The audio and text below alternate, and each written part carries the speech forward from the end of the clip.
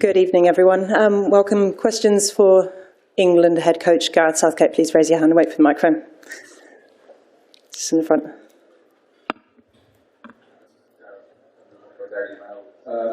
Obviously, a difficult night. Can you sum up your emotions? Yeah.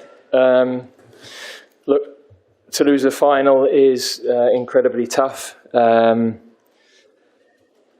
think, firstly, congratulations to Spain. They were the best team in the tournament. They were the best team tonight. Our players have been incredible. They've given everybody some incredible nights. They couldn't have given any more in terms of their effort, their desire, their character. Tonight we fell short. We didn't keep the ball well enough.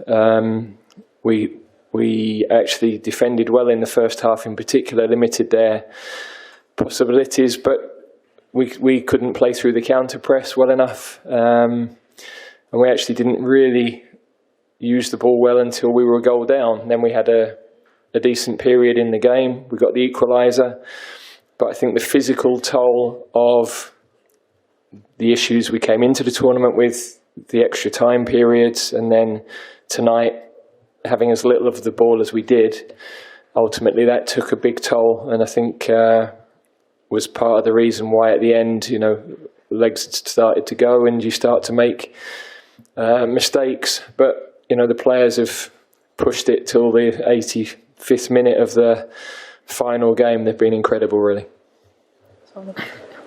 Something to commiserations. What was the messaging to the players afterwards? Obviously, you have made progress in your time in charge, but to have that gut punch for a second straight final. Yeah, the messaging was exactly what I've just said to you guys. Very proud of the group of players. They couldn't have given me any more. They couldn't have given the country any more. So ultimately, we lost to the better side, and we have to reflect on, you know, how that happened. But it's very clear in my mind, the game. As I said, for me, the key was possession of the ball tonight, and we didn't have enough control. Hi Gareth, commiserations. What was the thought process between changing back to the back four after the back five had been so effective in the knockouts? Well, if you look at Spain, they play wingers wide on the touchline and a number 9. So you can't play 3 against 3 at the back. It's too far. If you play 5, then they pin your 3 with 5. They pin your 5 with 3, and you'll be completely overloaded in midfield.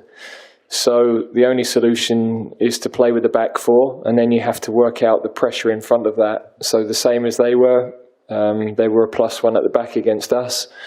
Their counter pressure was better. They have slightly different profile of players. Yeah, I didn't think that caused us a problem. We wanted to keep the same shape with the ball that we've had in the previous games, because that's been effective. So we were trying to get into a 3 as much as we could, but we didn't have those longer periods of possession to be able to take control of the game. And in the end, I think that was why the flow of the game was as it was. The moments that were decisive are probably a consequence of that flow of the game, I think. Hello, Gareth. I think Sam mentioned in terms of, you mentioned the physical toll when it came to tournament. I know you said to TV about Harry Kane and his fitness. Was this a tournament too far for him? Well, not a tournament too far, but I think so many of our players came in to the camp having missed the end of the season.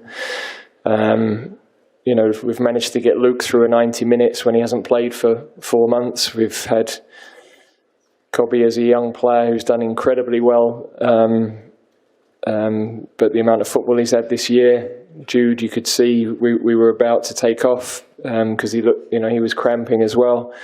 So that physical toll was definitely an issue for us with others in the group as well.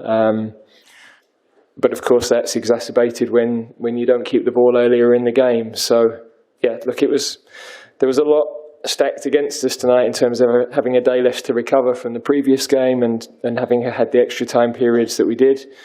But we have to hold our hands up. Spain were better, and in the end, yeah, that is the long and short of it. Hi.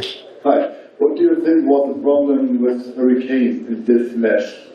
Just one shoot, certain ball contact. What was the reason for that? No, I think that Harry has come into the tournament having had an injury at the end of the season. He's played a lot of minutes. We've tried to manage those minutes as well as we could. He's led the team incredibly well. You know, we've lost a lot of leadership from the group with the injuries to Henderson and Maguire, so a lot has fallen on Harry's shoulders. He's done that exceptionally well. We just felt that we needed to get more pressure on their centre-backs and to have the option of a runner in behind, which was why we put Ollie Watkins on when we did. Gentleman on the right here. English tabloids have a history of being quite hard on you after this kind of losses. But tomorrow, several of them have the phrase, "You did us proud" in them. How does that make you feel? Look, I think the team have done the country proud. They've reached the first final away from England. A second final in 2 tournaments is incredible, really. They've played 14 matches in the European Championships, the last 2 European Championships, and we've lost in the last 5 minutes of the 14th game. We weren't beaten other than in penalties in that period. It's an incredible run. So, but at the moment, yeah, I have to say, in my head, none of that matters because we had an opportunity to win and we haven't been able to take it. Last 3 questions in the middle here. Hi, Gareth here. Spain was dominating during one moment, but after England scored, it looked like England go one step further. Why wasn't able England to keep that momentum until the end of the game? Thank you. It's a good question. There was one moment where we actually had a throw-in in their third of the pitch, and we definitely had an opportunity to keep the ball in that area of the pitch, and we played backwards and out of the pressure, and then there was a long period after that where we didn't get the ball again. So there was a turning point, if you like, within that. But I think in the main, at the end of the game, the physical issues that we had probably took their toll. There were 4 or 5 players that we probably would ideally have refreshed at that point. We were very close just before the goal went in. We were trying to get Gallagher on for Bellingham because he was suffering with cramp. So, as I said, in the end, I don't think we had the energy, and that was because of all the factors I've already mentioned. Gentleman in the middle. I'm Mr. Tita Sports China. And in 2006, you played your last game with Middlesbrough and started your coaching career. In 2016, you started journey with the England national team. What does this journey of 8 years mean to you personally? And we will see you also in North America in 2026. Thank you. Well, look, it's hard to reflect so soon after a defeat like this. Of course, to take England to 2 finals has never been done, but yeah, we came here to win, and we haven't been able to do that. Last question. Hi, Gareth. Kieran Canning from AFP. Just a bit on that last question. You know, does this? I know it's very raw at the moment, but does this sort of give you extra fire to think you're so close to keep going and you could go over the line and win a World Cup or Euros in 2 or 4 years' time?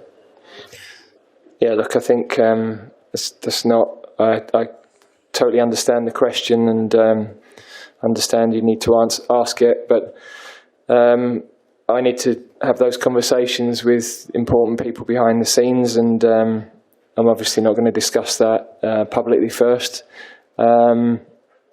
Without a doubt, England have got some fabulous young players, and even the young ones now have got a lot of experience of tournaments. Many of this squad are going to be around in 2, 4, 6 years, 8 years time, and